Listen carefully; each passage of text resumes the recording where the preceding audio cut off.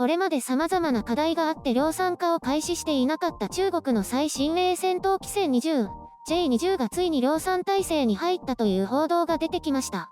中国ネットでもなぜ量産化されないのかと様々な憶測が出ていました。米国の F22 には及ばないのでその段階では量産化は不可能だとか、垂直離陸型の J18 を開発していてそちらが主力になるだとか推測されています。しかし最近の報道ではこれまで懸念されていた機動性の問題が解消された J20B が量産体制に入ったとされています。推力ベクトル技術、DVC と呼ばれるエンジンの推力をノズルによって推力変更を行う機能が搭載され、当初目標とした機動性が確保できたということだそうです。中国では7月8日に J20B の公開行事が行われ、軍の高官が多数参加したと報じられています。しかし中国国内にはこうした報道はされておらず、対外的な宣伝に過ぎないという見方もあるようです。この新しい戦闘機は大量発注が行われ、月産4機、年産48機のペースで量産が開始されるということです。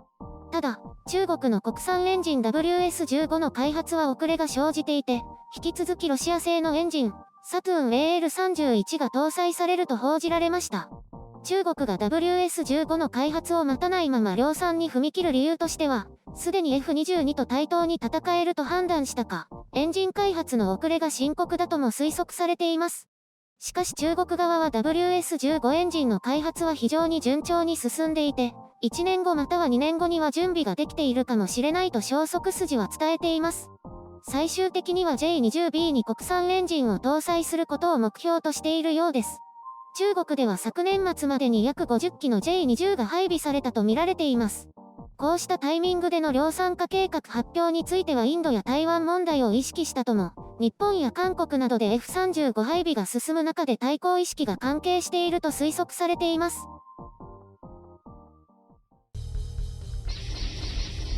編集所官。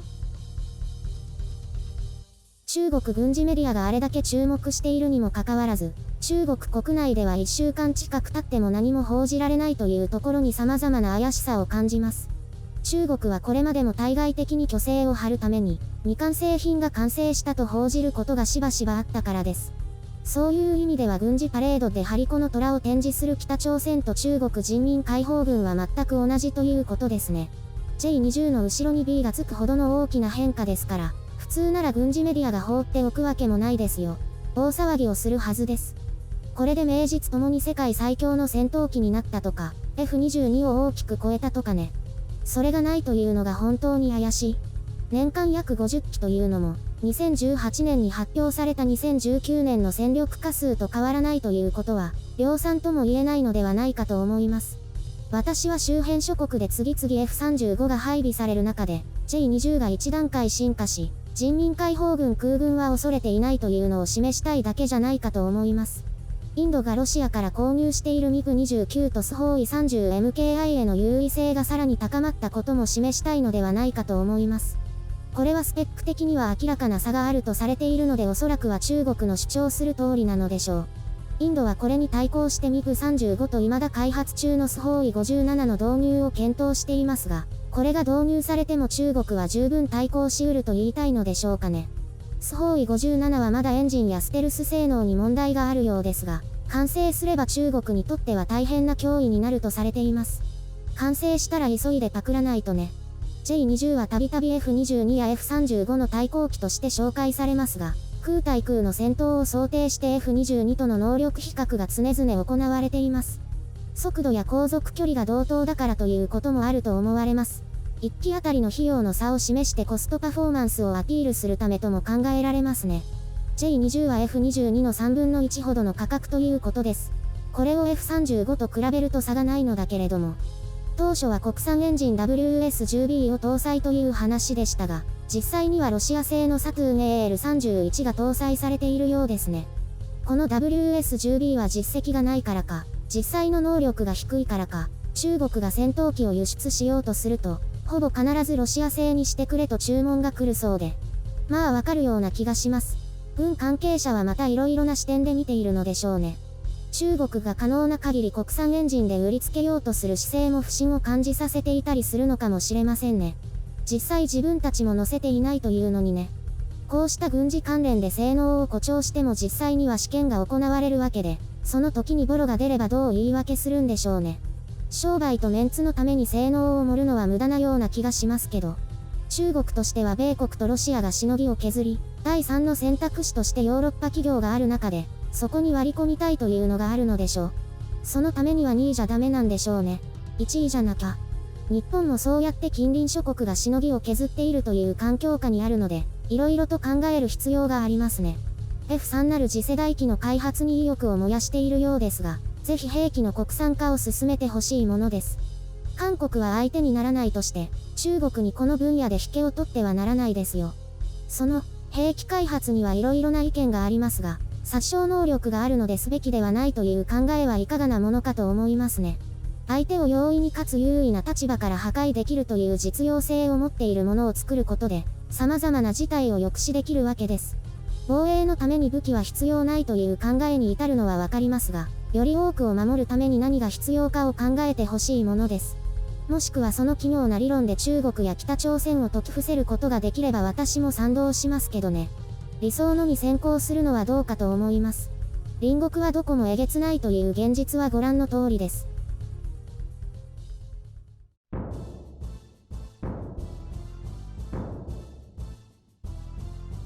どうして飛行機の話ですかね？飛行機って、戦闘機ですよ。私には空を飛べば全部一緒です。知らない世界です。冒頭からやる気なしって。今日の宇宙語もすごかったですね。全く何の話か理解不能でしたよ。読むのだけは得意だよね。ゆるりんよりはね。その話はいいんですよ。中国がまた自称世界最強戦闘機をアップグレードさせたという話です。その自称って何なんですかね？自他ともに認めるの反対語ということですよ。誰も認めてないんだ。中国が世界最高の国家だというのを誰も認めていないのと同じですよ。あ、なるほど。それは納得。中国の場合ほとんど全部そういう枠組みで話していますからね。そこから今回の報道の信憑性も伺えるかと思います。それ言ったらフェイクニュースだらけってことですか？そんな極端な言い方はしませんけど、怪しい報道が多いですねってこと。じゃあ今回の新型飛行機はできてないってことですか？それはわかりませんけど、国内で自慢しないというのがあまりに異様だということです。なるほど。中国は自慢は好きですもんね。国内に対しても、どうして自慢しないんですかね？よからぬことがバレてしまうからかもしれないですね。例えば量産の指令を出したと報道されると、従業員などがあれと思ってしまって波紋が広がりかねないとか。そのあたりは想像ということですよね。ええ、想像に過ぎませんけど、なんだかおかしいですよね。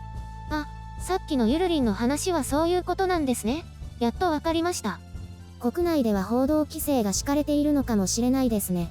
香港にだけ情報が流れるということはないでしょうから。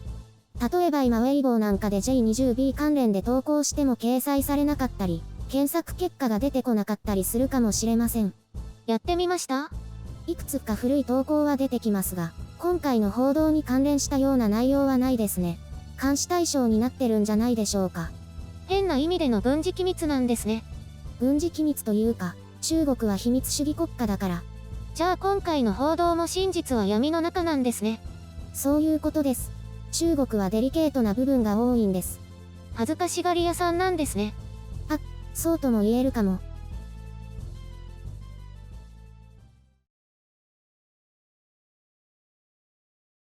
今日はゆるりんがネタがないということで、重大発表を行います。あ、あの話するの？すみません。ネタに困ってて。